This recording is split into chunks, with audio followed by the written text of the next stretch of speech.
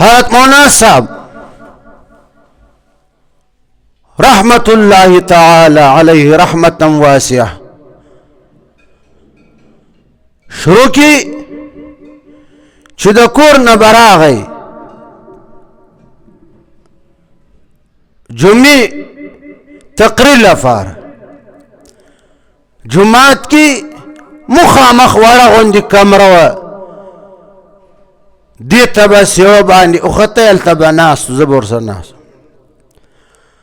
بیا مولانا صاحب کمزوری شو چې کمزوری شو د کور نه به وختي راغی جماعت نه داسې لږ غوندې فاصله کې میډیکل سټورو د حیدر چاچا مولانا صاحب هلته ناست زه به ورته ناست اشعار به مې تېنه لیکل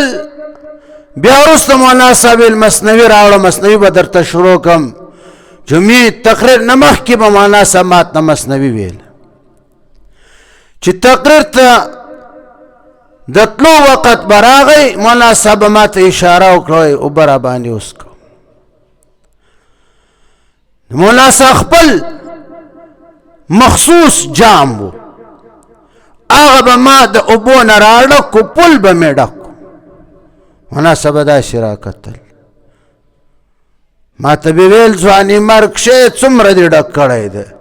دا ځواني مرګ دا د مولانا صاحب د محبت کلمات زما به مقصد دا و چې مولانا صاحب خو ټولې اوبه نه څکي څه به وڅکي څه به ما ته د مولانا صاحب برکت را پاتې شي مولانا صاحب به څه وڅکلي ما به ورته کتل چې مولانا صاحب د جام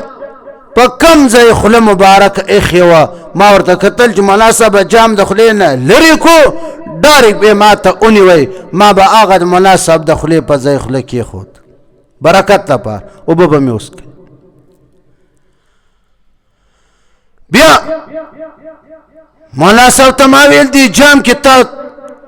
څومره وخت اوبه څکلي دي ویل دي کې ما 40 سال اوبه څکلي مال دا مال راک ویل بل جام راوړه کې به زه اوبه څکمه دا به تا ته درکم برکت لپاره هغه دا جام